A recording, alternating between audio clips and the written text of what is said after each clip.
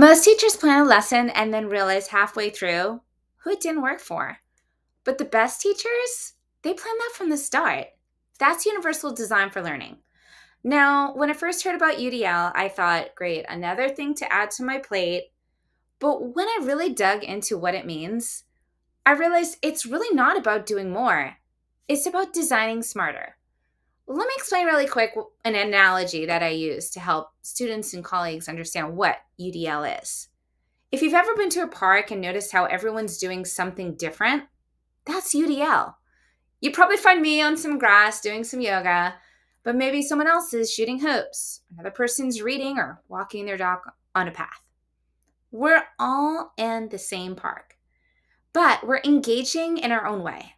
Now, imagine if our classrooms work like that. It's a space where every student can choose how to engage, explore, and grow. That's the power of Universal Design for Learning, or UDL. UDL is a framework for designing instruction that anticipates the diverse ways that students learn. So instead of waiting to adapt lessons after students start to struggle, or getting your assessment results and thinking, wow, nobody really learned anything, we begin by designing flexibility at the start. And then we create multiple ways for students to engage, understand, and express what they know. It's like being that park designer, right? You make sure there are open pathways, quiet spaces, places to move, opportunities to discover, so that everyone feels welcome and they can find their fit. When we design with UDL in mind, we remove barriers before they appear. So maybe a student needs visual models. Another student might need to talk it out.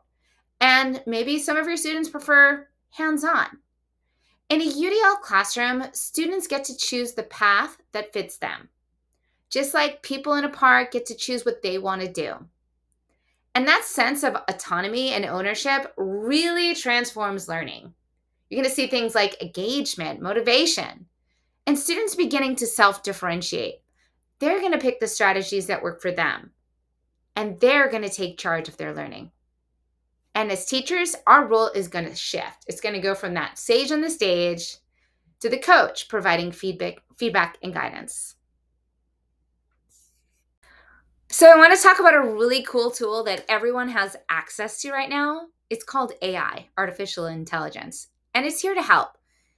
You can upload your entire class data to AI and ask it to identify patterns and ask, how can I represent this concept that I'm teaching of proportional relationships visually, verbally, and kinesthetically? AI can suggest ideas that you may have not thought of, like generating sentence stems for multilingual learners, providing a bilingual dictionary based on your academic language that you're teaching, creating visual supports, or suggesting real-world application to boost engagement. You're still the designer, and AI is just helping you build more pathways in your park. So what does this look like in practice? Let's visit our learning park. Okay, so what does this look like in the classroom, right? I mean, that's always the million-dollar question. Your classroom is going to be looking like a learning park. So imagine having a basketball court. Students are collaborating. They're doing a group challenge. There's engagement through movement and teamwork. In that quiet garden, students are going to be reading, reflecting, they're writing independently. Their engagement it's through focus, it's calm.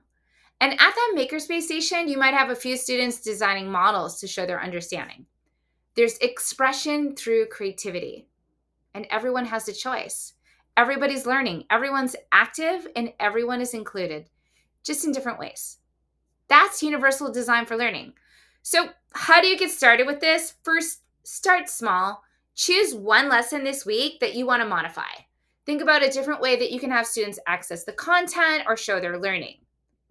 Next, ask your students what's working. Remember that their feedback can help you improve your design, just like adding new features to a park.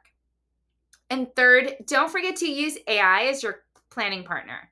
It's going to help you brainstorm supports and scaffolds so that you can focus on connection, creativity, and relationships. And when we design classrooms like a park, every learner finds a place to belong.